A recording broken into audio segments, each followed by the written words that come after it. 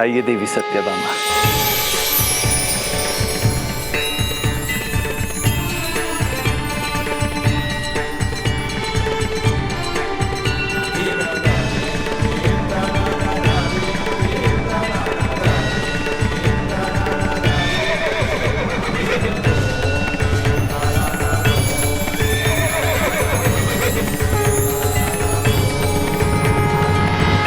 योद्धा अपने शब्दों से नहीं, अपने अस्त्रों से बात करते हैं।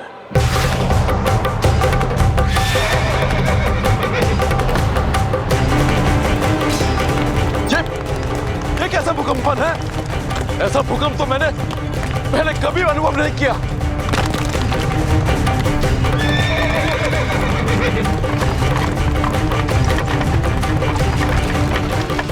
क्या कारण हो सकता है इसका?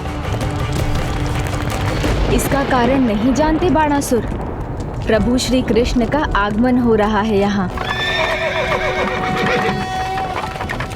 तुमने ही तो बुलाया है उन्हें।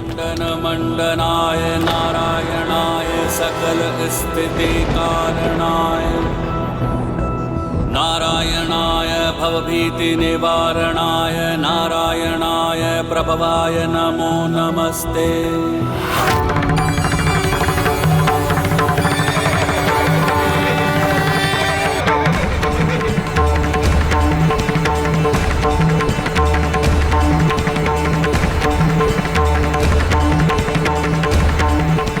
किंतु मुझे भयभीत होने की क्या आवश्यकता है? महादेव है मेरे पास, जिनके एक ही इशारे पर प्रलय हो जाती है।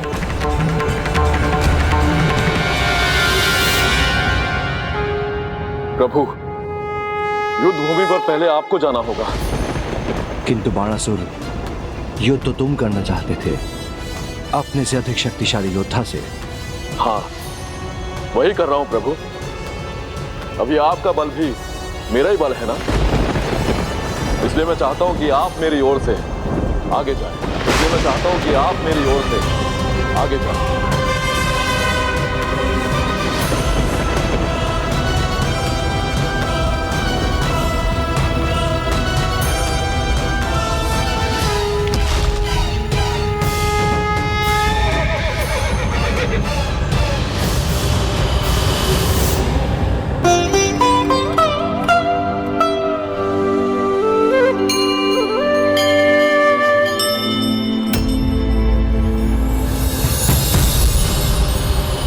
मुझे पिताजी को समझाना ही होगा।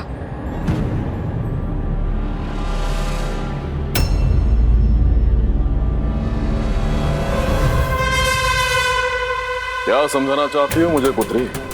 पिताजी, देखिए कितनी विशाल सेना है, और देखिए कौन नेतृत्व कर रहे हैं इस सेना का। स्वयं लीलाधारी नारायण के अवतार भगवान श्री कृष्ण, और तो और वो अपनी पत्नी देवी सत्यभामा के साथ यहाँ आए हैं। और इतना ही नहीं, उनके दाईं ओर शेषनाग के अवतार हलधर महाबली बलराम जी हैं, और उनके बाईं ओर उनके पुत्र प्रद्युम्न जी। पिताजी, क्या आप इन सभी के साथ युद्ध करना चाहते हैं?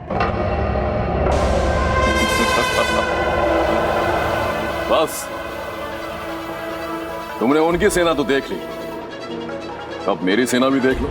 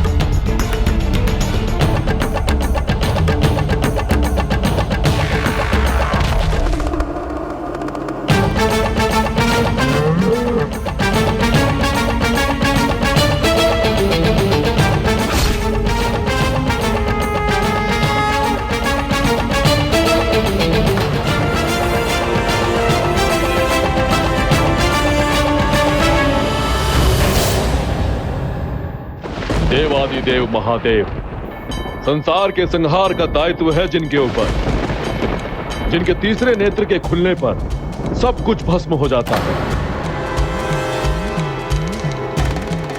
इनके दाएं ओर हैं महादेव का भार अपने ऊपर उठाने वाले, अपार बल के स्वामी, ज्ञान और बुद्धि के प्रतीक, महादेव के सर्वप्रिय भक्त नंदी।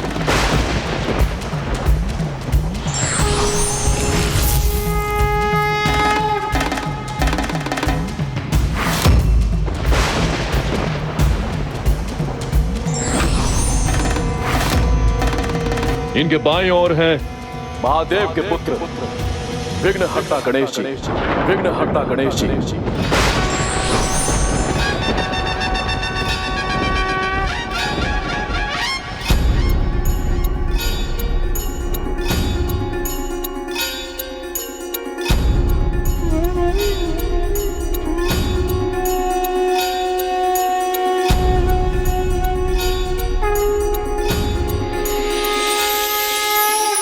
और इनके पीछे है शिव गणों की सेना।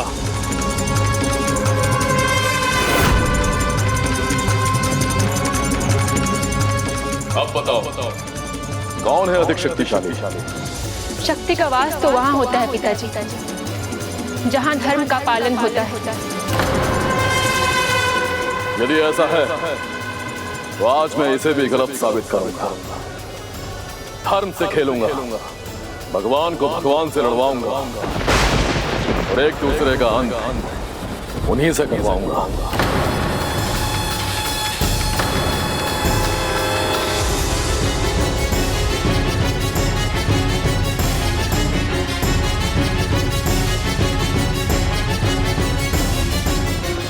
आज हरिहर को अलग करवा दूंगा।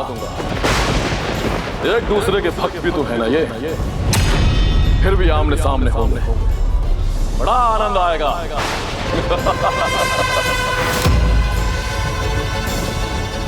आनंद नहीं पिताजी, ये तो पाप है। महादेव को अपने वचन से बांधकर आपने उचित नहीं किया पिताजी। बस, यदि तुम मेरी पुत्री नहीं होती तो अभी तुम्हारा वध कर देता। और जो यहां हो रहा है उसका कारण भी तुम हो। अपने प्रेमी को सबसे छिपाकर और राजभवन में उसे प्रवेश दिलवाकर स्वयं को और अपने परिवार को तुमने कलंकित किया है। और अब तुम मुझे धर्म और अधर्म का पाठ सिखा रही हो। प्रेम किया है मैंने पिताजी, और सच्चा प्रेम निष्कलंक होता है। जहां प्रेम होता है वही ईश्वर का वास्तविक वास होता है।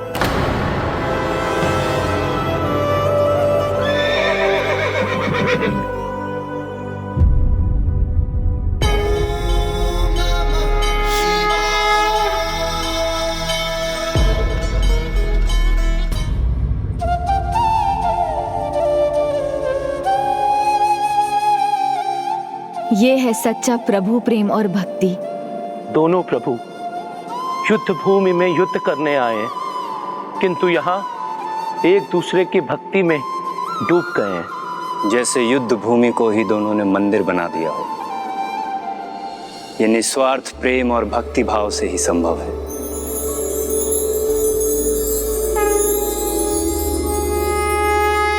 जिसके मस्तिष्क से लेकर हृदय तक सिर्फ स्वार्थ भरा हो, जो अपने स्वार्थ सिद्धि के लिए ईश्वर को पूजता हो, वो भला क्या समझेगा। मैं ही मूर्ख हूं जो पिता प्रेमवश होकर आपको समझाने का व्यर्थ प्रयास कर रही हूं।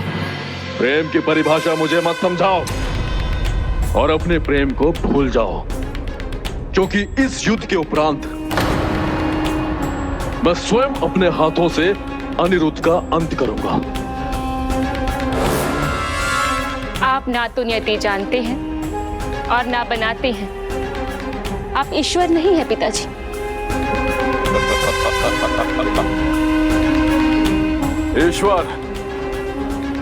ईश्वर तो ये है जिन्हें आज मेरे लिए युद्ध करना होगा। पिताजी, प्रभु महादेव और प्रभु कृष्ण के संबंध को समझने का प्रयास कीजिए पिताजी। युद्ध भूमि में ना कोई किसी का मित्र होता है, ना ही परिवार। वहां तो केवल एक योद्धा होता है जो अपने विरोधी के विरुद्ध युद्ध कर युद्ध धर्म का पालन करता है। आज इन्हें भी युद्ध धर्म का पालन करना होगा।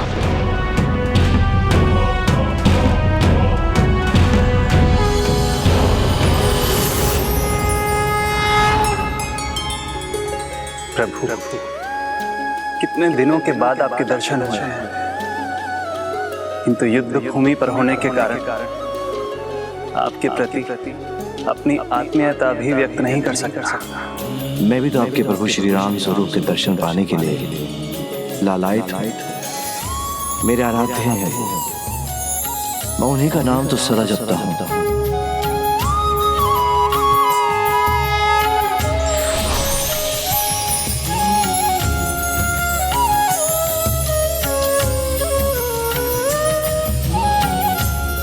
प्रणाम प्रभु, मुझे महाशिव स्वरूप में दर्शन देने की कृपा कीजिए। शिवो महेश्वरः शंभुः पिनाकी शशिशेखरः वामदेवो विरूपाक्षः कपर्दी नीललोहितः शङ्करशूलपाणिश्च खट्वाङ्गी विष्णुवल्लभः शिपिविष्टो अम्बिकानाथः श्रीकण्ठो भक्तवत्सलः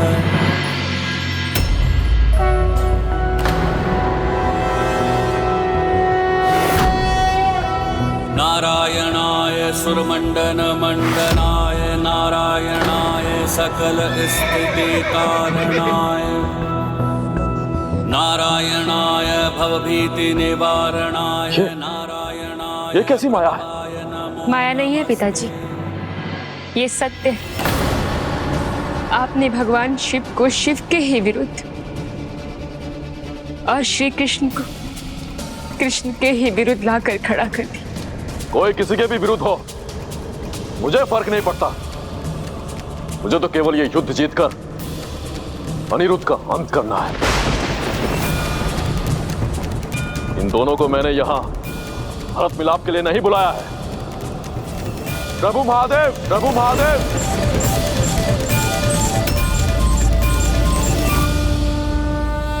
खड़े मत रहिए। शत्रु है सामने, उसे मित्र मत समझिए। अपने वरदान को मत भूलिए। युद्ध आरंभ कीजिए।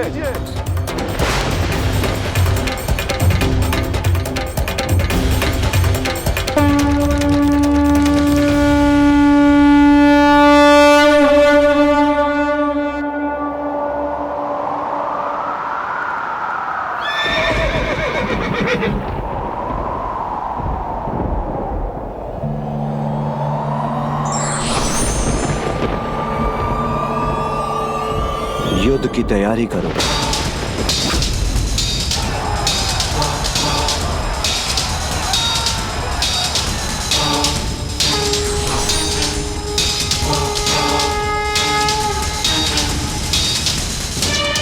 देवी सत्यभामा, युद्ध के आरंभ का शंखनाद आप कीजिए।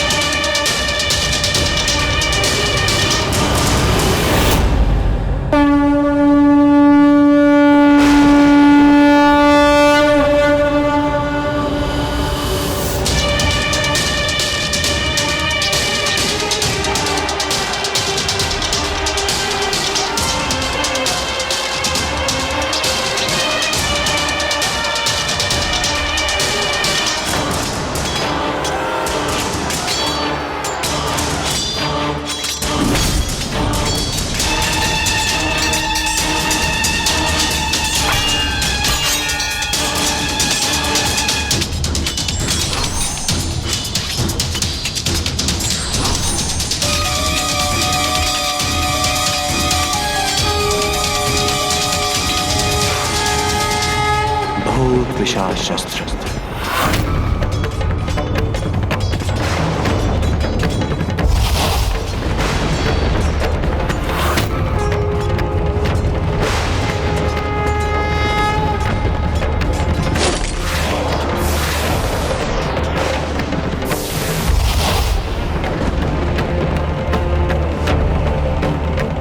प्रभु, महादेव ने अपने पहले ही वार में भूत पिशाचों की सेना भेज दी।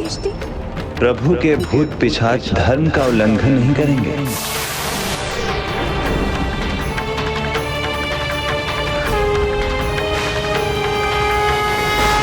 धर्मास्त्र, धर्मास्त्र।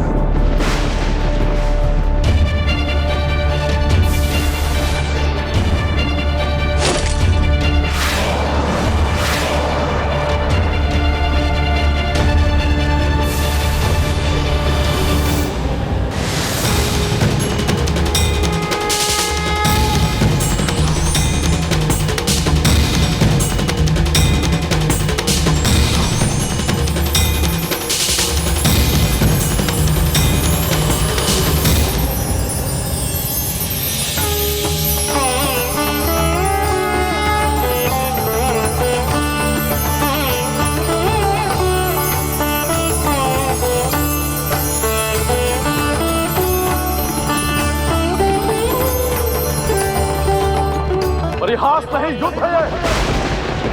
समय व्यर्थ किए बिना शिव ज्वर अस्त्र का आह्वान कीजिए जो असहनीय ताप उत्पन्न करेगा।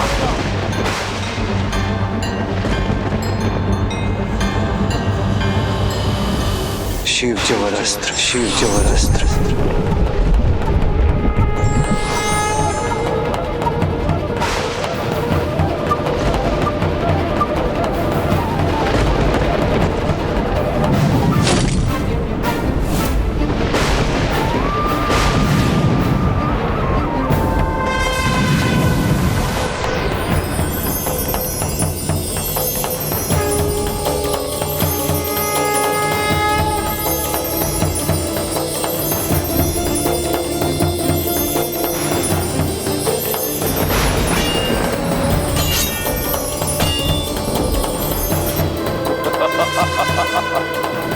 अब आया ना युद्ध का आनंद।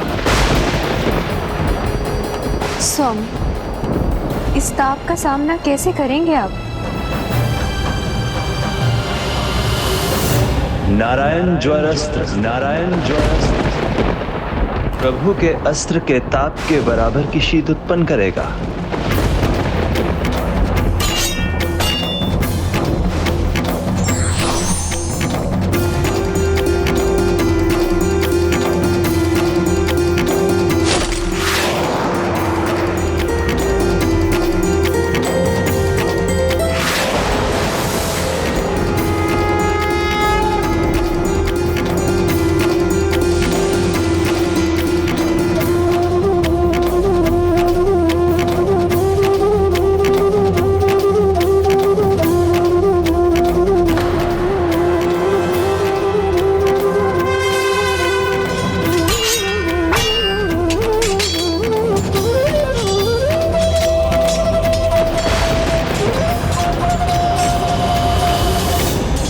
दोनों ही ईश्वर अपनी सेनाओं को आहत होने से बचाना चाहते हैं, इसलिए अब जो युद्ध होगा वो बिना अस्त्रों के होगा।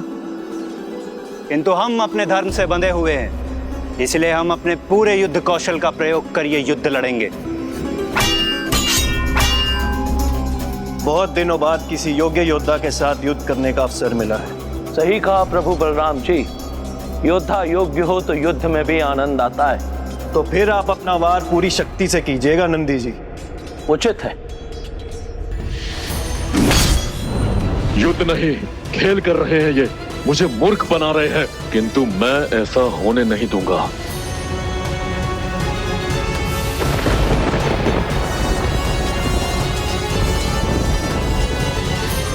महादेव, आप श्री कृष्ण पर कठोर प्रहार कीजिए, अपने घातक शिवास्त्र का प्रयोग कीजिए।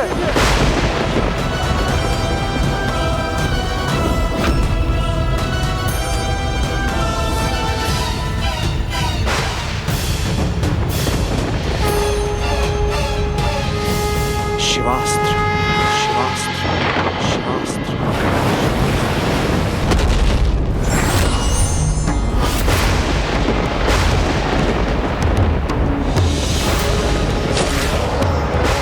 महादेव के शिवास्त्र को रोकने के लिए आपको नारायण अस्त्र का प्रयोग करना होगा प्रभु। नारायण अस्त्र, नारायण अस्त्र।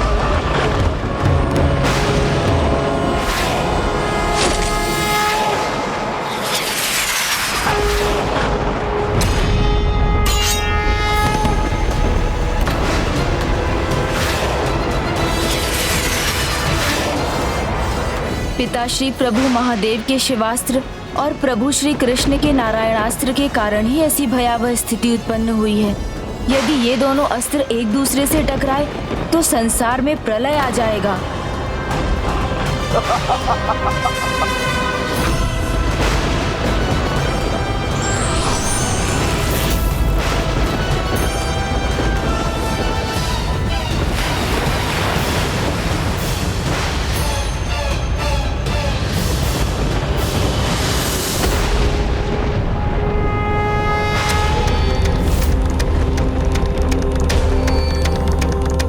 प्रभु, आप संपूर्ण शक्ति झोंककर युद्ध नहीं कर रहे हैं।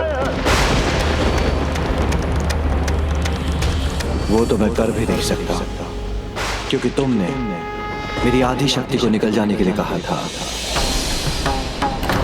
शिव और शक्ति का तो युद्ध नहीं चाहते होंगे आप, इसलिए उचित होगा कि आप यहां से चले जाएं। सोच लो बाणासुर, तुम माँ अर्थात प्रभु महादेव की शक्ति को शोणितपुर से जाने को कह रहे हो। अच्छा, तो मेरा साथ देने का केवल स्वांग कर रहे हैं आप। मेरी ओर रहकर भी योजना दूसरी बना रहे हैं। कदाचित मुझे भी कुछ ऐसा ही करना होगा। प्रभु को युद्ध के लिए विवश करना ही होगा। प्रभु, आपसे मिले वरदान के अनुसार मैं आपके सबसे घातक अस्त्र पाशुपतास्त्र के प्रयोग का निवेदन करता हूं। पाशुपतास्त्र के प्रयोग का निवेदन करता हूं, जिससे एक ही वार में युद्ध का अंत हो। जिससे एक ही वार में युद्ध का अंत हो। यदि पिताश्री ने पाशुपतास्त्र का वार किया तो प्रभु श्री कृष्ण के पास एक ही उपाय रह जाएगा। ब्रह्मास्त्र, ब्रह्मास्त्र।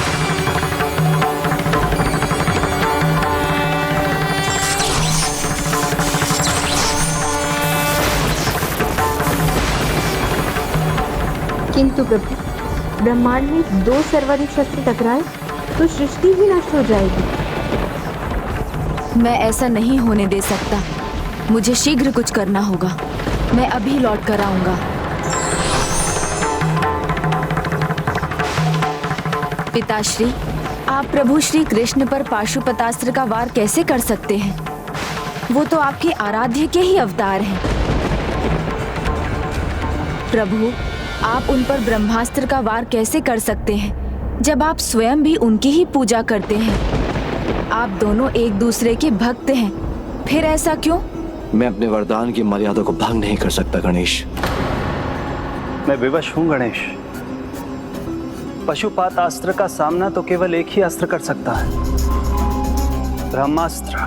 किंतु पिताश्री, पाशुपतास्त्र के सिवाय भी तो कोई उपाय होगा। ब्रह्मास्त्र छोड़कर आप किसी और अस्त्र का प्रयोग करने की कृपा कीजिए ना।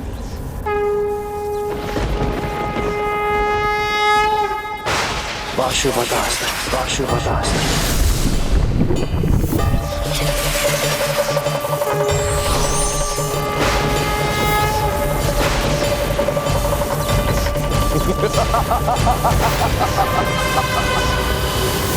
मैं भक्त को दिए वरदान से बंधा हूं गणेश।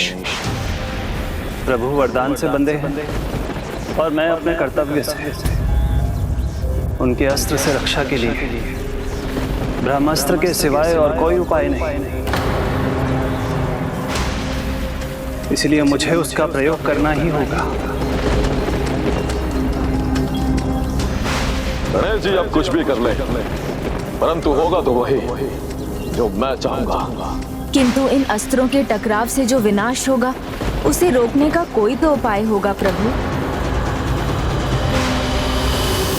एक युक्ति है इन्हें रोकने की। पिताश्री, आप एक भक्त को दिए वरदान से बंधे हैं, किंतु यदि आपका कोई अन्य भक्त आपकी आराधना कर आपसे वरदान मांग ले तो मुझे उसे भी वरदान देना होगा।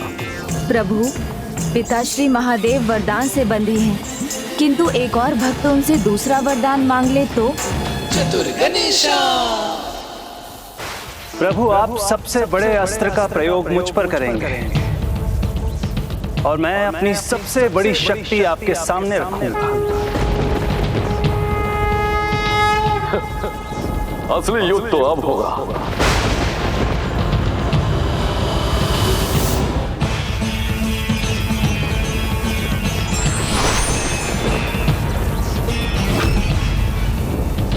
और वो शक्ति होगी मेरी भक्ति। भक्ति? वो भला किसी का अस्त्र कैसे हो सकती है? ये कौन सी लीला रच रहे हैं ये दोनों?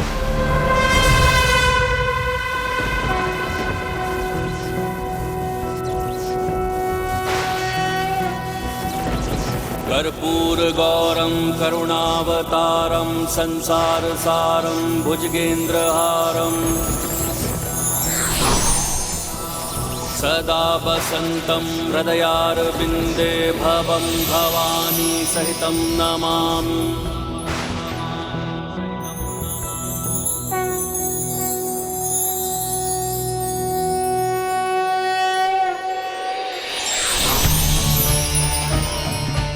भक्ति भाव से इस स्तुति गान से आपने मुझे अपने हृदय में वास करने का आह्वान किया है। जिस प्रकार आपका श्री राम स्वरूप मेरे हृदय में समाहित है, मैं भी सदैव आपके हृदय में वास करूंगा। तो क्या आप मुझे भक्त रूप में स्वीकार करते हैं प्रभु? अवश्य। फिर अपने भक्त पर आप शस्त्र भी उठा सकेंगे प्रभु?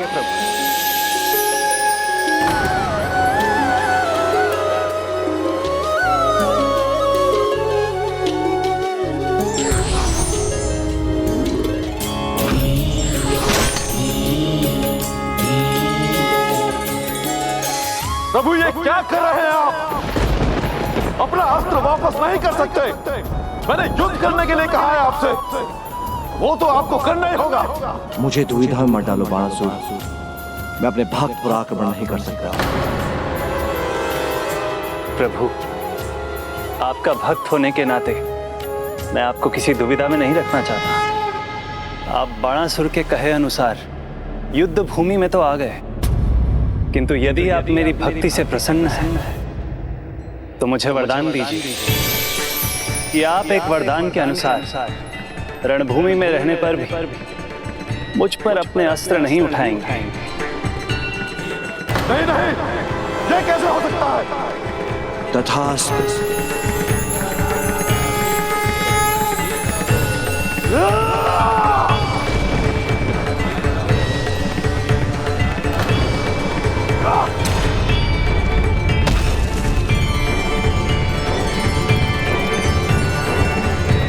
महादेव अस्त्र नहीं उठा सकते, किंतु मैं तो उठा सकता हूं।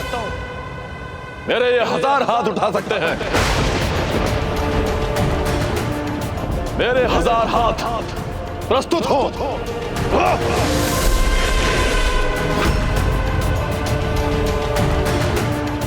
भ्राता कृष्ण, इस दुष्ट को पाठ सिखाने दो मुझे। नहीं दाऊ, जो ये चाहता है इसे मिलने दो।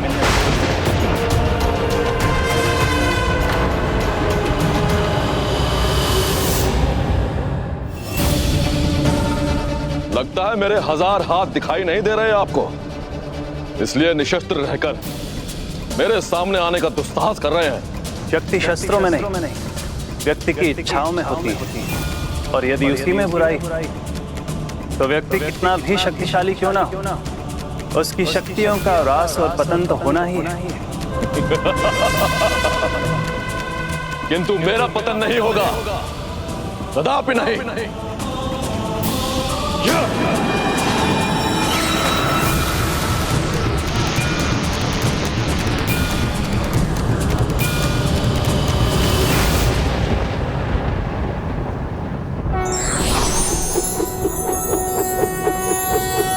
नारायणं गदाधीशं गोविंदं कीर्ति। मेरे 1000 अस्त्र पल भर में नष्ट हो गए। आपके चक्र ने मेरे अस्त्रों को नष्ट कर दिया, किंतु अब मैं आपके चक्र को ही नष्ट कर दूंगा। महादेव की शक्ति पाकर यह त्रिशूल आपके चक्र को ही खंडित करेगा।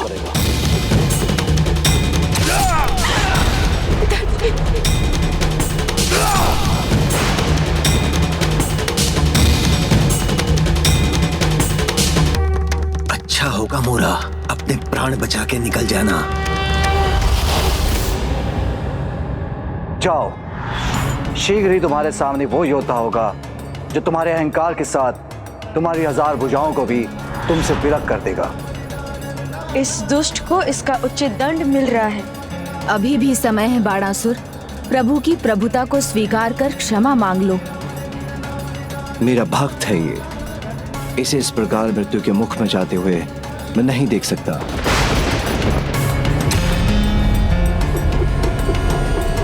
रुक जाओ। इसे इसकी शेष भुजाओं के साथ जीवित रहने दीजिए।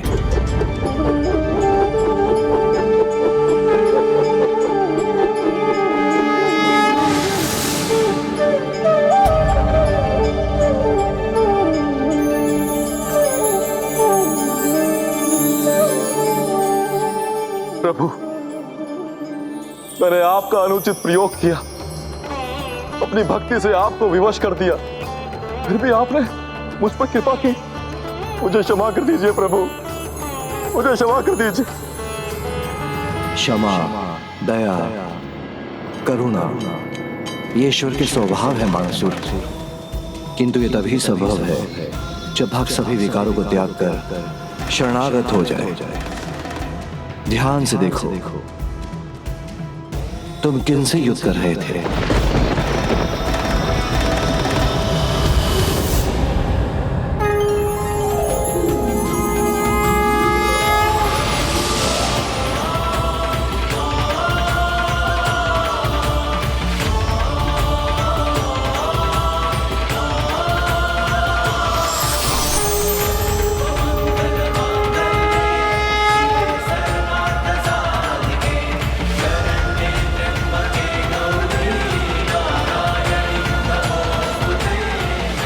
आपने भगवान शिव को शिव के ही विरुद्ध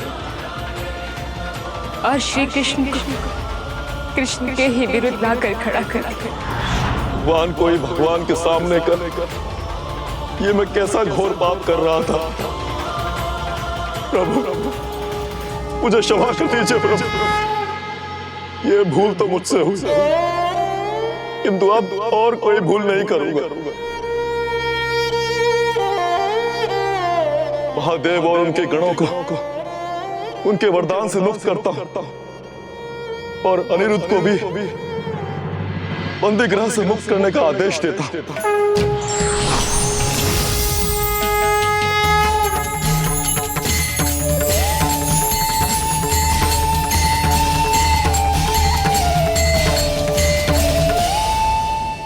बाणासुर, अपनी भूल को तो स्वीकार कर लिया तुमने, किंतु क्या तुम उस वचन को भी पूरा करने को तैयार हो जो युद्ध से पहले तुमने अनिरुद्ध को दिया था?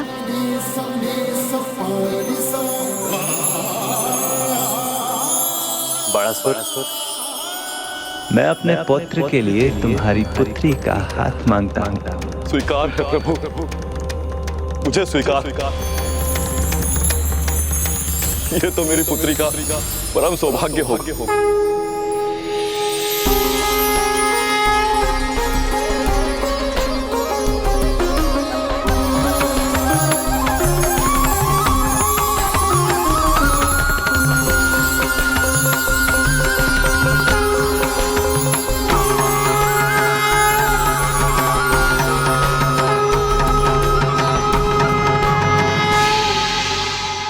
हे विघ्नहर्ता, आपकी सहायता के बिना ये कभी संभव नहीं हो पाता। मैं विवाहित युगल को आशीर्वाद देती हूँ इस आशा से कि अगला विवाह मेरे पुत्र गणेश का होगा। किंतु उससे पहले हमें उस दुष्ट नरकासुर को रोकना है जो उन राजकुमारियों से विवाह करने के लिए उन्हें अपार कष्ट दे रहा है। भक्त की कुशलता है ईश्वर की प्रसन्नता का कारण है। बंदी राजकुमारियों का तप अब अपने चरम पर है। नरकासुर के पापों का घड़ा भर चुका है, उसका अंत अब निकट है। प्रभु, नरकासुर के अधर्म का कारण भी मैं ही, इसलिए मेरी आपसे एक विनती है, उसे भी धर्म के मार्ग पर चलने का एक अवसर तो मिलना चाहिए। कृपया मुझे भी अपने साथ ले चलिए, मैं उसे समझाऊंगा। उचित है बाणासुर, तुम हमारे साथ चल सकते हो। महाराज, महाराज, तुम आए हो तो कोई शुभ समाचार तो अवश्य ही होगा। लगता है हजारों राजकुमारियां मुझसे विवाह करने के लिए तैयार हो गई हैं। महाराज, 1000 राजकुमारियों का तो मुझे ज्ञान नहीं, किंतु आपके मित्र बाणासुर के 1000 हाथ अवश्य कट चुके हैं। ये कैसे संभव है? किसने किया? श्री कृष्ण ने महाराज। शोणितपुर से वो अपनी विशाल सेना के साथ इसी ओर बढ़े होंगे। तो क्या हुआ? मैं अपनी मायावी शक्ति से और विशाल सेना खड़ी कर दूंगा। श्री कृष्ण की सेना उनसे युद्ध करते करते थक जाएगी, किंतु मुझ तक नहीं पहुंच सकेगी। प्रभु, मैं नरकासुर को समझाने का पूरा प्रयास करता हूं।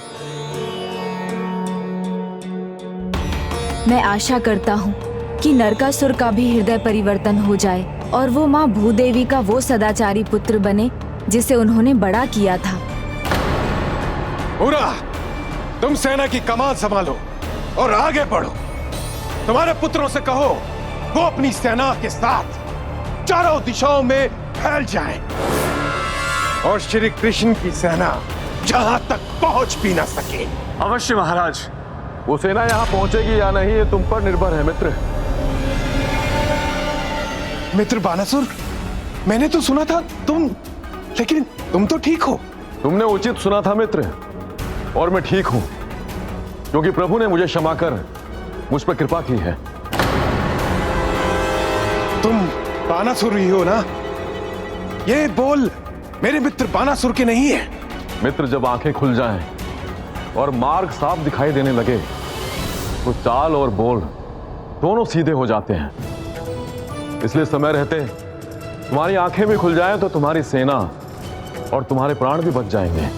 क्या कह रहे हो बाणासुर, जिसने इंद्र को सज्जा की सामग्री बना दिया, जिसने त्रिलोक को जीता, वो एक कृष्ण से भयभीत होकर पीछे हट जाए? व्यक्ति के सत्कर्म ही उसके साथ रहते हैं मित्र, अहंकार जैसे विकार नहीं। जो परम सत्य है, परमात्मा है, उनको पहचानो और सुधर जाओ। श्री कृष्ण से युद्ध करने के स्थान पर उनके शरणागत हो जाओ मित्र। शरणागत? और मैं कोई और ऐसा सुझाव देता तो उसकी जीवा कटवा लेता मैं। 1000 हाथ क्या काट दिए, तुम इतने भयभीत हो गए कि श्री कृष्ण का दूत बन के मेरे पास आए हो? दूत नहीं, उनका भक्त बनकर आया हूं। शत्रु के दूत या भक्त, जो भी हो तुम, तुम्हारी यहां कोई आवश्यकता नहीं है। पूरा, इससे पहले मैं इसका वध कर दूं, मेरी आंखों के सामने से ले जाओ उसे। सैनिकों, किंतु मित्र मेरी बात समझने का प्रयास करो। मित्र मेरी बात सुनो।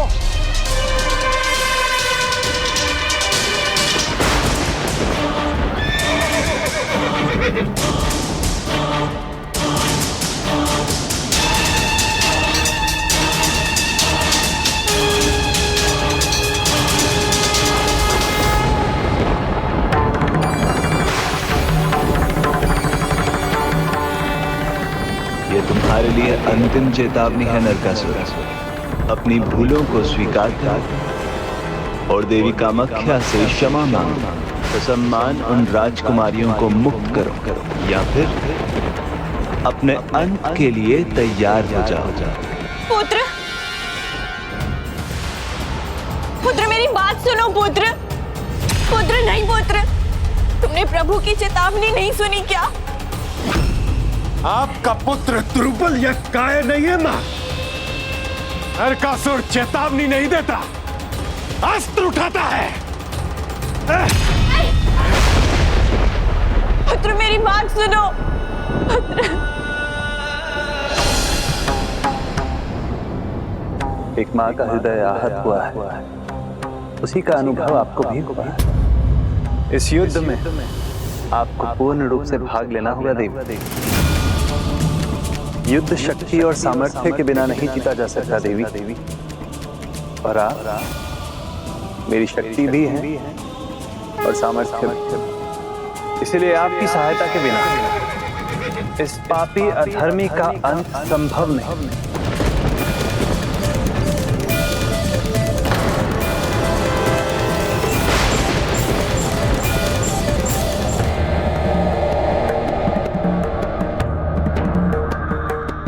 क्या हुआ? बहने जड़ बना दिया क्या? युद्ध करने का साहस नहीं हो रहा है? शास्त्र जीवन की रक्षा करते हैं और शस्त्र जीवन का नाश। अहंकार में उठाया गया शस्त्र उसी की शक्ति को नष्ट कर देता है। और रही मेरी शक्ति तो वह स्वयं मेरे साथ आई, मेरी विजय में सहायक बने। पहले मेरे सेनापति मुरा को तो पराजित कीजिए श्री कृष्ण, फिर विजय की बात कीजिएगा। लाओ अपनी पत्नी को भी लाओ, जिसे तुम अपनी अर्धशक्ति भी कहते हो। अहंकार में फिर भूल कर बैठा ये दुष्ट।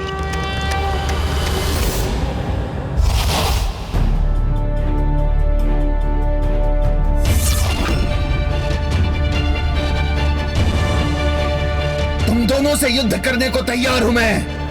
मेरे सामने नहीं टिक पाओगे तुम। प्रभु, ये इतना निश्चिंत खड़ा है, अर्थात इसके मन में कोई कपट है। जो योद्धा युद्ध भूमि में उतरता है गजानन, उसे शत्रु के हर कपट की प्रतीक्षा रहती है। कपट जाल ही नहीं, मृत्यु का जाल बिछाया है मैंने।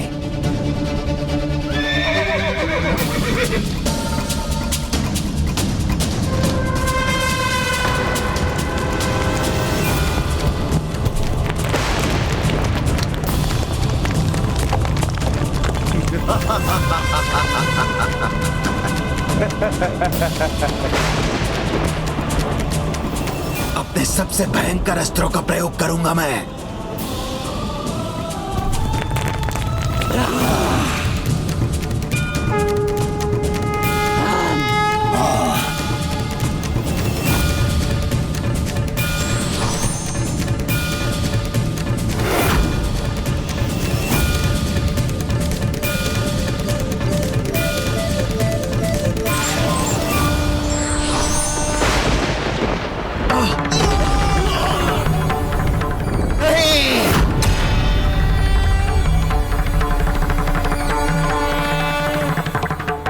पुत्रों का वध किया है तुमने, इसका दंड मैं देकर रहूंगा।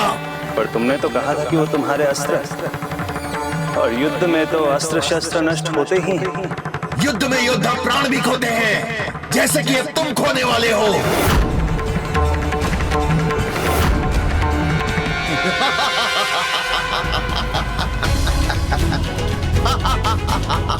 मेरे पुत्रों के वध का प्रतिशोध तो मैं लेकर रहूंगा। तुम्हारी पत्नी तुम्हारी शक्ति और सहयोगिनी है ना, तो मैं उसे ही आहत करूंगा। मेरी अर्धांगिनी मेरी अर्धशक्ति है, वो स्वयं सक्षम है। निशस्त्र ही तुम्हारे अस्त्र को रोक सकती है।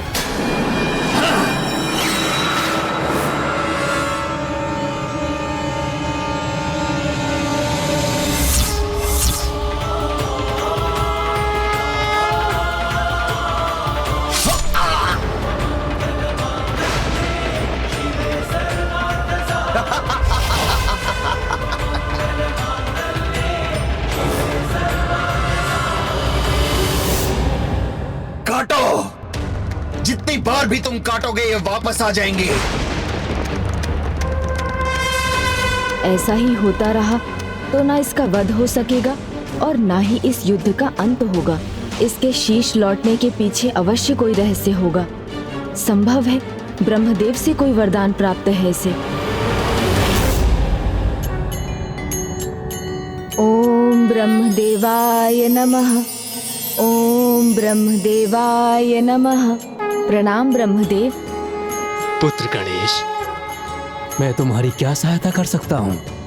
प्रभु, मूरा के पास ऐसी कौन सी शक्ति है जिसके कारण वो अभी तक सुरक्षित है? मूरा के 5 शीश उसकी 5 इंद्रियों के विकार हैं, तो उसका वध तभी हो सकेगा जब प्रभु श्री कृष्ण कामदेव के 5 बाणों को एक साथ उस पर छोड़ेंगे।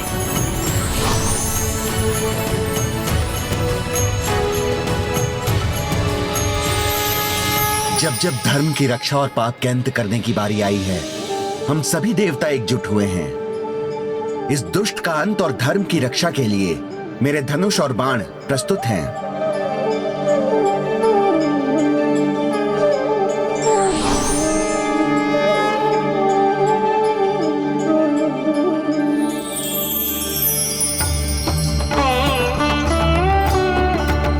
आपके मार्गदर्शन के लिए धन्यवाद प्रभु।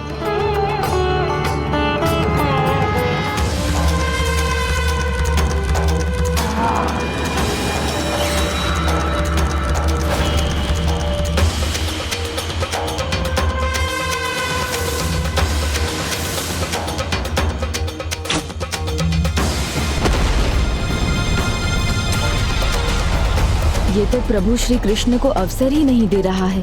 मुझे ही कुछ करना होगा। चट्टानों की कमी नहीं है यहाँ। तुम एक नष्ट करोगे, मैं 2 और फेंकूंगा। क्या करूं?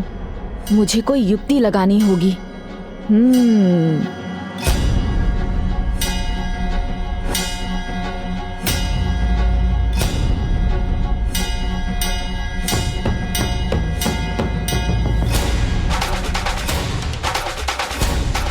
क्या हुआ स्वामी, आप रुक क्यों गए? कामदेव के 5 बाण।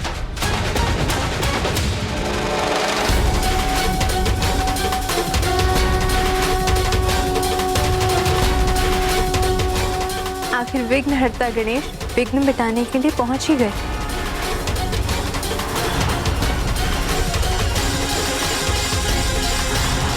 हाँ, 5 बाण हैं और 5 शीश।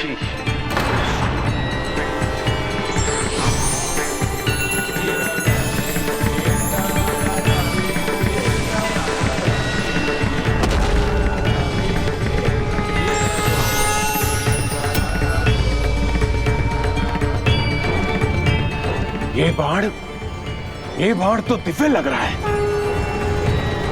उमादन, शोषण, तापन, सम्मोहन, स्तंभन। मूरा के 5 शीश 5 विकारों से ग्रसित इंद्रियों के प्रतीक हैं और ये 5 बाण उन्हें नष्ट करेंगे।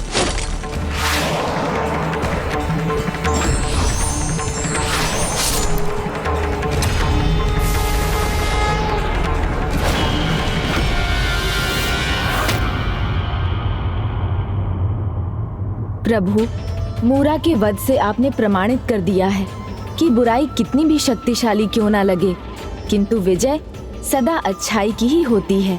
इसलिए आज से आप मुरारी नाम से भी जाने और पूजे जाएंगे। प्रभु श्री कृष्ण मुरारी की जय! प्रभु श्री कृष्ण मुरारी की जय! प्रभु श्री कृष्ण मुरारी की जय! शांत हो जाओ तुम सब, अपनी शक्तियां बचा के रखो, क्योंकि शीघ्र ही तुम्हें मेरा जयकार करना होगा तुम सबको।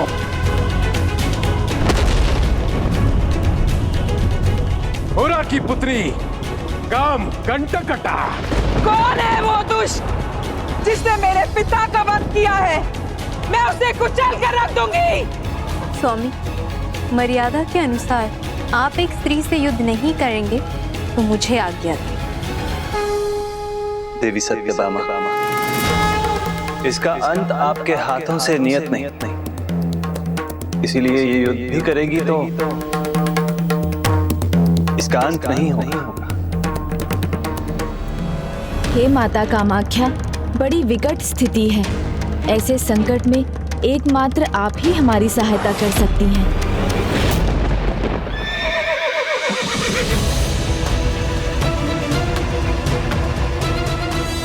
आपके पिता को मैंने इस मृत्यु लोक से मुक्ति दी, तो अब तुम भी इस धरती लोक से मुक्त होने के लिए तैयार हो जाओ।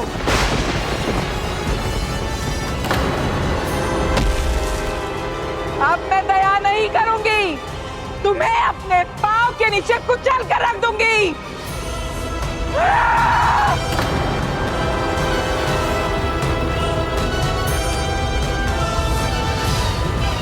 पुत्री, ये क्या कर रही हो तुम? अपने भावी संबंधी को हानि पहुंचाना चाहती हो? भविष्य में इनके संबंधी महाबली भीम के पुत्र घटोत्कच से तुम्हारा विवाह होने वाला है।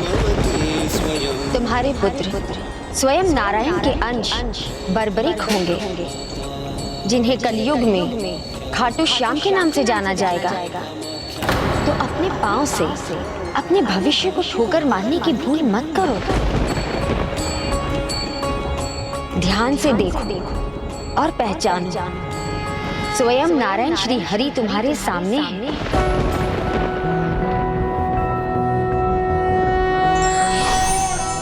नारायणाय सुरमंडन मंडनाय नारायणाय सकल स्थिति कारणाय। क्षमा कीजिए प्रभु, प्रतिशोध की अग्नि ने मेरे विवेक को भस्म कर दिया था, किंतु माता ने पुनः मेरे भीतर के विवेक को जगाकर मुझे मेरे जीवन के उद्देश्य से परिचित करा दिया। मैं तुम्हें आशीष देता हूँ। माता कामाख्या ने जो भी कहा है वो अवश्य पूर्ण हो। जाओ, अब घटोत्कच की प्रतीक्षा करो।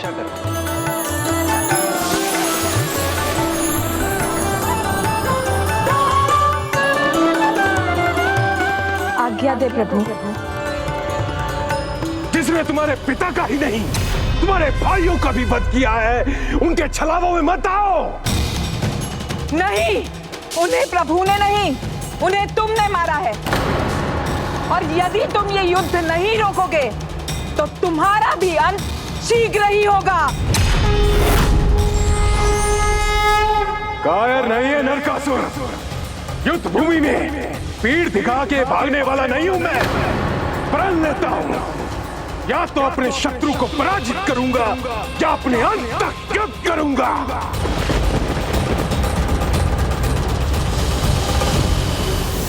प्रभु, इसने स्वयं अपने पापों का घड़ा भर लिया है। इसे इसके पापों से मुक्त कर दीजिए प्रभु। इसे इसके पापों से मुक्त कर दीजिए प्रभु। नारायण मंडनाय नारायण सकल स्थिति कारणाय नारायणाय भवभीति निवारणाय नारायणाय प्रभवाय नमो नमस्ते।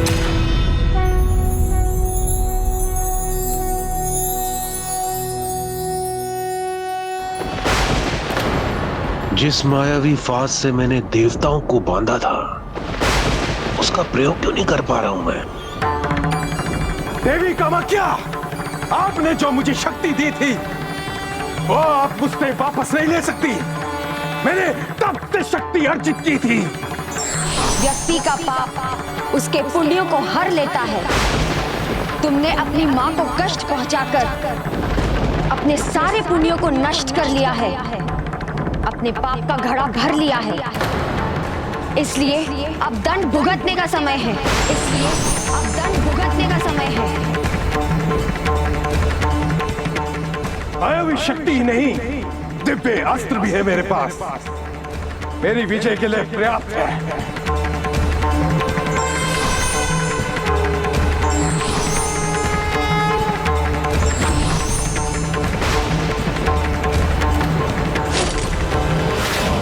चला दो जो भी तुम्हारे मार्ग के सामने आए।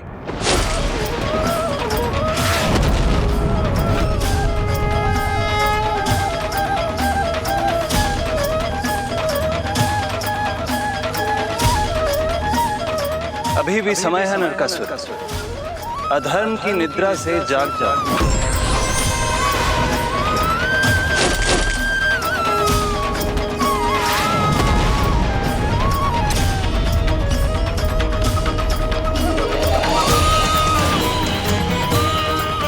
तुम्हारे सभी दिव्य अस्त्र नष्ट हो गए हैं नरकासुर। जब तक श्वास चलती रहेगी तब तक युद्ध करता रहूंगा मैं। निशस्त्र योद्धा पर वार करना मेरी युद्ध मर्यादा के विरुद्ध है, इसलिए या तो अपनी पराजय स्वीकार करो या मुझसे कोई अस्त्र मांगो। न भिक्षा न दया, नरकासुर ने इनसे मिले कोई वस्तु कभी स्वीकार नहीं की, न कभी करेगा। निशस्त्र नहीं हूं मैं, मेरे पास अस्त्र है। उसकी पराजय सामने है, किंतु अहंकार अभी भी नहीं त्यागा नरकासुर ने।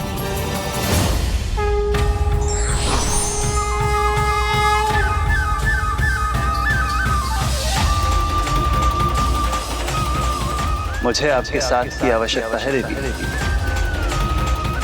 ये देखो मेरा ये अस्त्र।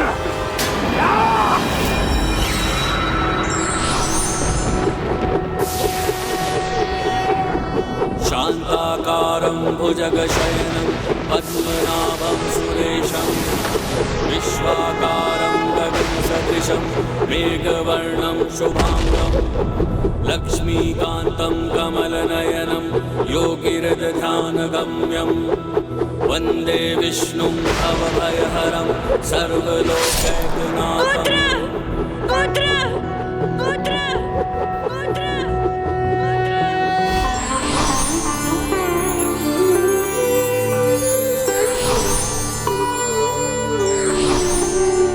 प्रणाम प्रभु श्री कृष्ण। हमारा उद्धार करने के लिए आपका शत शत धन्यवाद प्रभु। आज का दिन नरक चतुर्दशी के नाम से प्रचलित होगा, जो सभी विकारों के अंत का प्रतीक होगा। इस दिन संसार वासियों को बुराई का त्याग कर अच्छाई की ओर बढ़ने की प्रेरणा मिलेगी। देवियों, प्रभु श्री कृष्ण स्वयं यहाँ हैं। उन्होंने नरकासुर का संहार किया है, इसलिए आप सभी अब मुक्त हैं। नरक चतुर्दशी के अवसर पर चंद्र के प्रकाश के नीचे और सूर्योदय से पहले जो भी अभ्यंग स्नान करेंगे वो कभी बुराई से आकर्षित नहीं होंगे, सदा अच्छाई के पथ पर चलेंगे और उनका सदा कल्याण होगा। किंतु प्रभु, हमारा कल्याण कैसे होगा?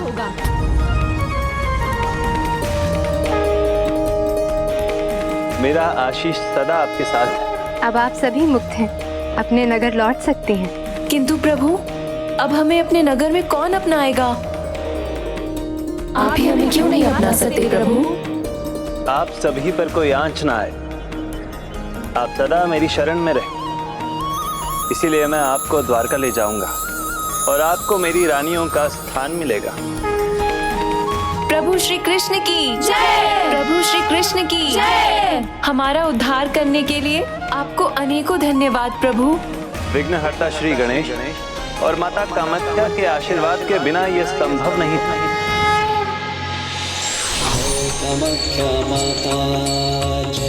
प्रणाम माता। अच्छे कर्मों का फल सदा अच्छा मिलता है और आप सभी ने प्रभु का नाम हृदय से जापा है, इसलिए आपसे प्रभु का नाम जुड़ा है। आज के बाद से जो सच्चे मन से अपने दोषों को छोड़कर मेरे कामाख्या धाम आएंगे, उन्हें सिद्धियां और मोक्ष प्राप्त होंगी। हमारा जीवन सार्थक हुआ। प्रभु ने हमें अपना नाम देकर हमें मोक्ष दिया। हम कृतार्थ हो गईं।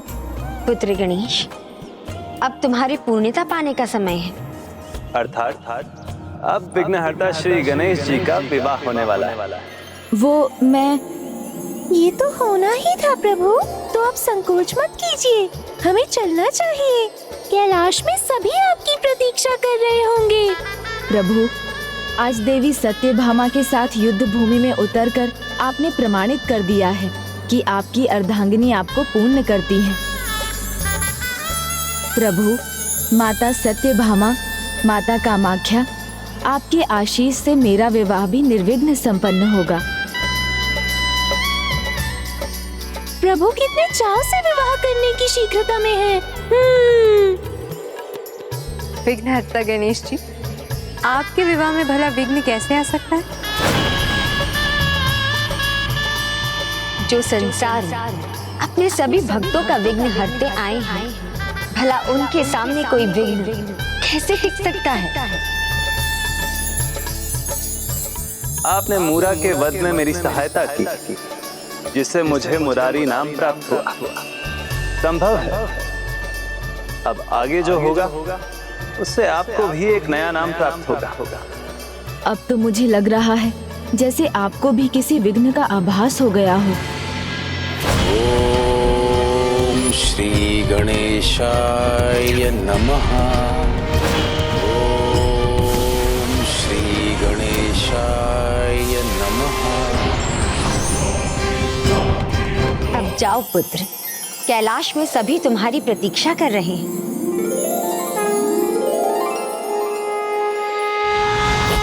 यही मेरे पूर्ण दर्शन है, देवी रिद्धि और देवी सिद्धि। इनसे ही मैं संपूर्ण होता हूँ, जैसे तुम होगे। जब तुम्हारा विवाह देवी रिद्धि और सिद्धि से संपन्न होगा, तुम्हें पूर्णता पाने के लिए उनसे निसंकोच विवाह करना चाहिए।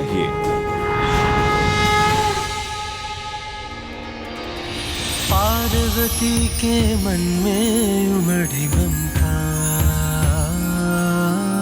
माँ की गोद में आए। प्रणाम माँ। आओ पुत्र। अद्भुत बालक फरमा। गणेश जी को सर्वप्रथम हल्दी मैं ही लगाऊंगा। गणेश जी को सर्वप्रथम हल्दी तो हम ही लगाएंगे। जग में उसे बनाती, हाँ प्रथम देव। ये तो माँ का अधिकार है। सर्वप्रथम अपने पुत्र को हल्दी लगाने का सौभाग्य तो मुझे ही मिलना चाहिए। किंतु हल्दी क्यों लगा रहे हैं? और माँ, कैलाश में इतनी सज्जा क्यों है? तुम्हारे विवाह के लिए पुत्र। ये सब क्या है प्रभु? आपको तो सब कुछ पता है, फिर भी पूछ रहे हैं। अब ये मत पूछ लीजिएगा कि आपका विवाह किससे होने वाला है। विश्वकर्मा जी की दोनों पुत्रियां रिद्धि और सिद्धि से तुम्हारा विवाह है पुत्र।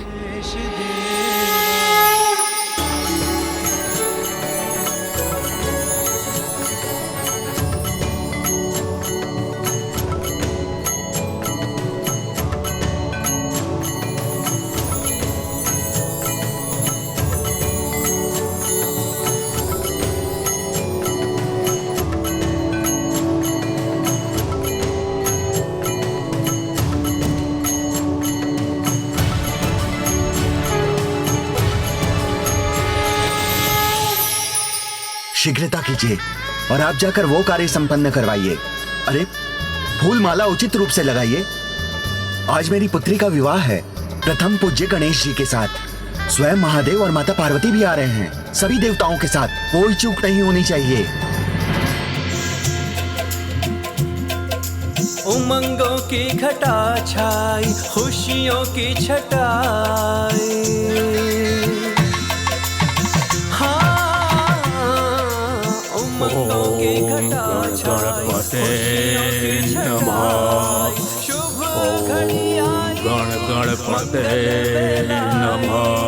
ढोल बजी शहनाई बजी बड़ी मंगल। प्रभु ये क्या हो रहा है? मेरे पाँव बार बार अनुचित दिशा में क्यों उठ रहे हैं? रुक जाइए।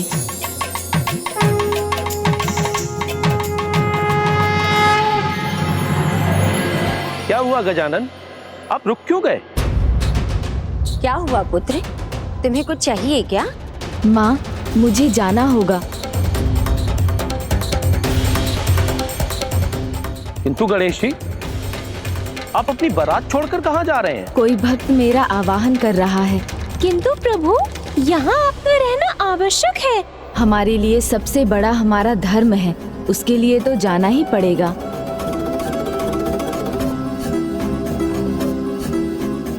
गणेश ने उचित कहा, उसे जाना ही होगा। किसी भी कार्य को अधूरा छोड़कर कोई भी शुभ कार्य संपन्न नहीं होता। किंतु गणेश, तुम्हें शीघ्र ही जाकर शीघ्र ही आना होगा, अन्यथा मुहूर्त निकल जाएगा। चिंता मत कीजिए माँ, मैं शीघ्र लौटूंगा।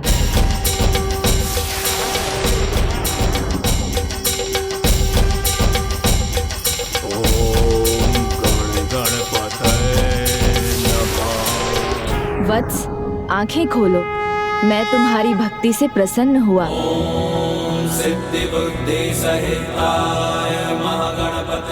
प्रणाम प्रभु। बोलो, कौन हो तुम वत्स और क्या चाहते हो? प्रभु, मैं सूर्यदेव के अहंकार से उत्पन्न हुआ हूँ। उनका पुत्र हूँ मैं, अहंतासुर। सृष्टि में आपका योगदान सबसे सराहनीय है सूर्यदेव। हाँ प्रभु, सारे देवताओं में मैं ही सबसे महत्वपूर्ण हूँ, क्योंकि मेरे समान स्वयं तप कर दूसरों को प्रकाश और ऊर्जा देने वाला और कोई देवता नहीं। आपके शब्दों से अहंकार झलक रहा है सूर्यदेव। ये आपको शोभा नहीं देता।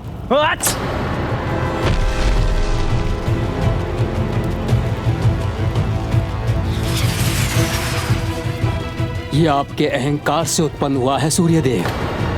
ये शोभनीय लगते हुए भी अंधकार में है। ये सभी को स्मरण कराएगा कि अहंकार से दूर रहना चाहिए। इसलिए इसका नाम होगा अहंतासुर।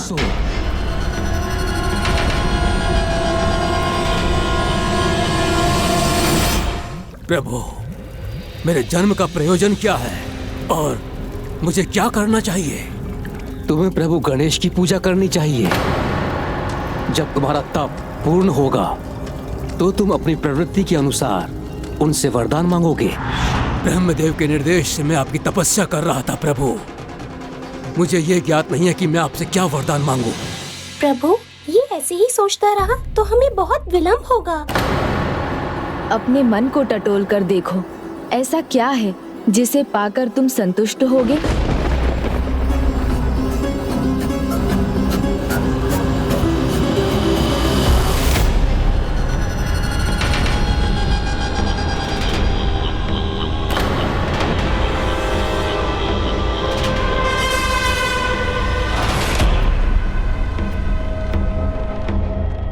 मैं सूर्यदेव का पुत्र हूँ प्रभु। जिस प्रकार मेरे पिता का प्रताप तीनों लोकों में है, मैं चाहता हूँ कि मेरा प्रताप भी त्रिलोक में हो। इसलिए प्रभु, आप मुझे ये वरदान दें कि ऐसा कोई भी जिसका शरीर हो, वो देवता हो या मनुष्य हो, गंधर्व हो या किन्नर हो, पशु हो या नाग हो, मुझे कोई भी क्षति नहीं पहुंचा सकता। सोचिए मत प्रभु, शीघ्रता कीजिए, हमें देर हो रही है। तथास्तु।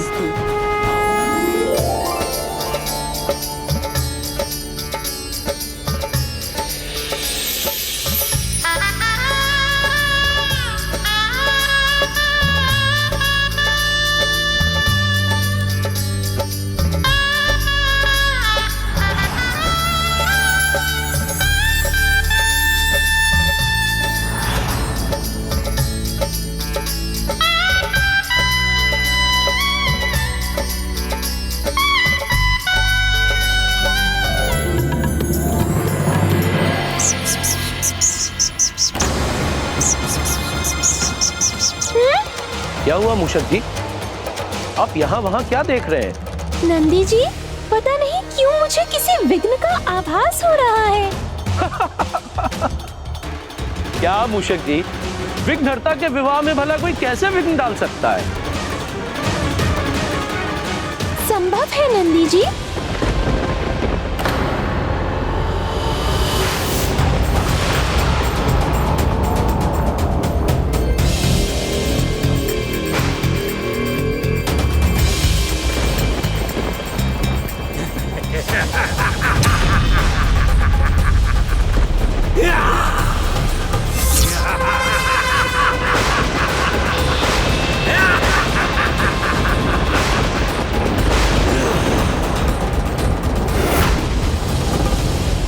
तुम्हारा मनचाहा वरदान तो दे दिया मैंने, अब फिर यहाँ क्यों आए हो? उस वरदान को पूर्ण करने, तीनों लोकों पर विजय प्राप्त करने और देवताओं को पराजित करने। विघ्नहर्ता गणेश जी के विवाह में विघ्न बनने का तुम्हारा ये दुस्साहस कहीं तुम्हारे वरदान को अभिशाप न बना दे। चेतावनी दे रहा हूं तुम्हें, शांति पूर्वक यहाँ से चले जाओ, अन्यथा परिणाम बहुत बुरा होगा। अपना परिणाम तो मैं तय कर चुका हूँ। गणेश जी से वरदान प्राप्त करके। बहुत हुआ।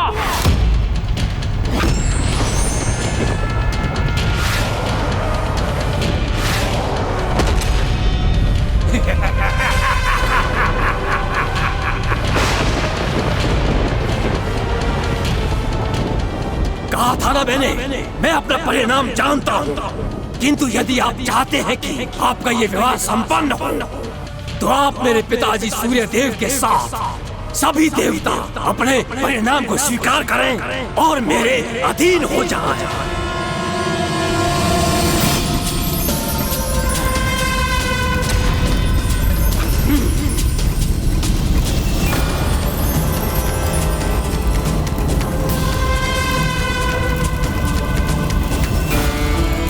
कोई भी शरीरधारी, चाहे वो मनुष्य हो या देवता, कोई गंधर्व हो या किन्नर, नाग हो या कोई भी पशु, मेरा कोई भी कुछ बिगाड़ नहीं सकता।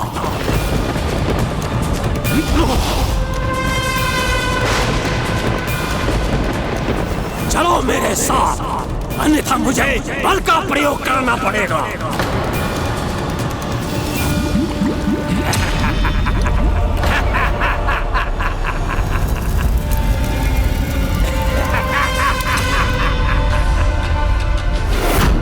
प्रभु, ये तो आपके वरदान का दुरुपयोग कर रहा है।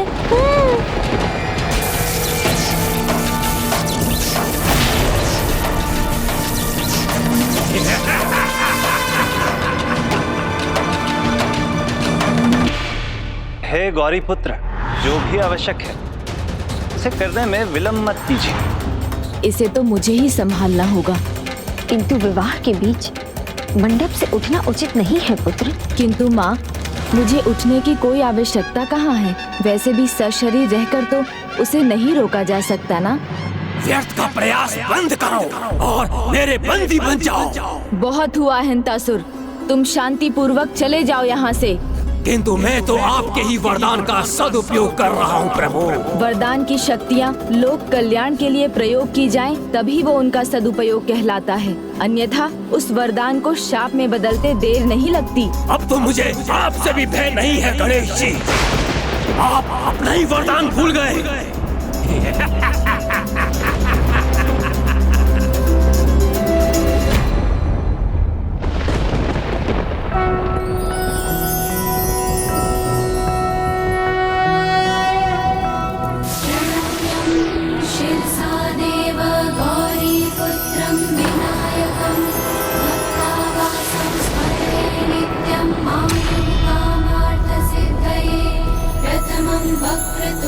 धूम्र से उत्पन्न हुए शरीर रहित स्वरूप है पुत्र गणेश का।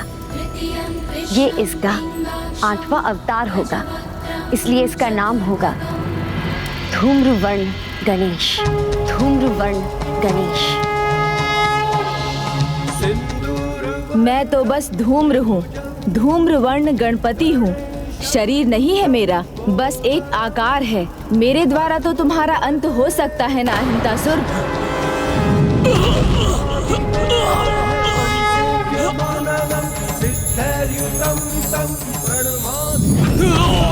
क्षमा करें प्रभु, मुझे क्षमा करें। मुझे मेरे जीवन का उद्देश्य ज्ञात नहीं था, भटक गया था प्रभु, इसलिए ऐसे शुभ कार्य में विघ्न डालने आ गया। उचित है, तो आज से तुम्हारे जीवन का उद्देश्य है, जहाँ भी अधर्म होगा, अनुचित प्रयोजन से अवैधिक अनुष्ठान होगा, अशुभ के लिए पूजा होगी, तुम वहाँ विघ्न उत्पन्न करोगे। अवश्य प्रभु, अवश्य।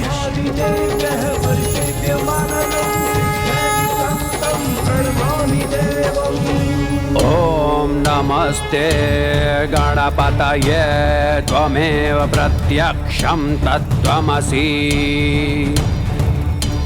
त्वमेव केवलं कर्तासि त्वमेव केवलं भर्तासि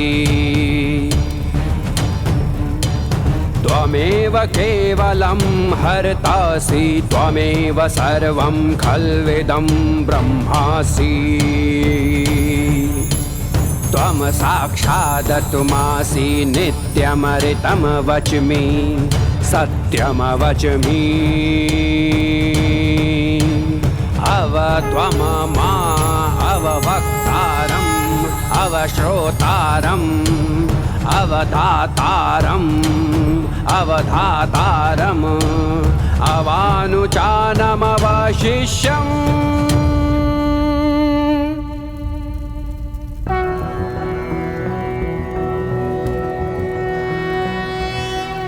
आज विघ्नहर्ता गणेश ने अपने विवाह के विघ्न को दूर किया है।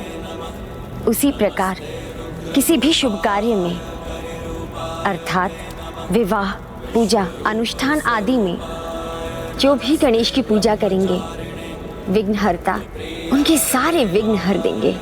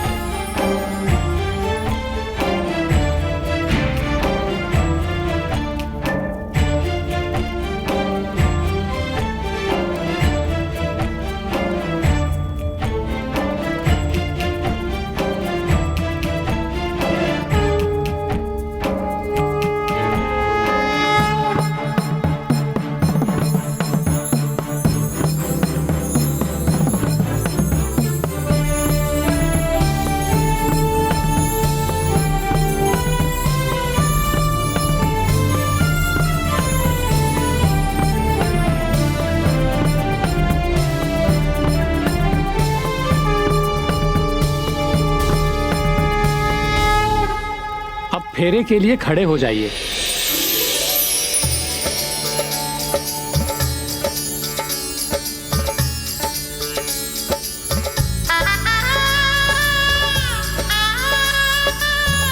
अब कन्याएं आगे आइए।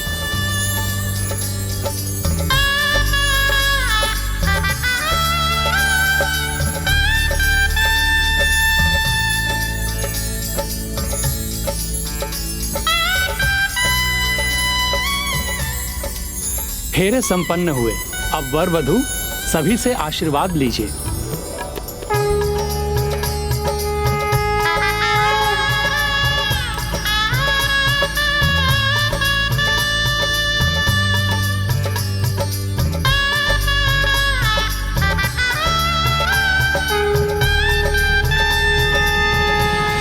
गणेश, तुम पूर्णता प्राप्त कर चुके हो। अब रिद्धि सिद्धि पुत्रियों के साथ प्रथम पूज्य सिंहासन पर विराजमान हो।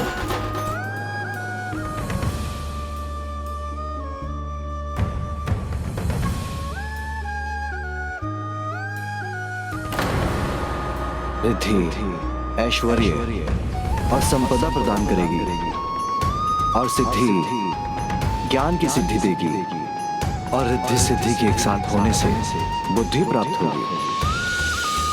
अब तुम अनंत काल तक रिद्धि सिद्धि के साथ संसार का कल्याण करोगे और भविष्य में शुभ और लाभ तुम्हारे पुत्र होंगे और तुम्हारी पुत्री संतोषी तुम्हारे परिवार को पूर्णता देगी।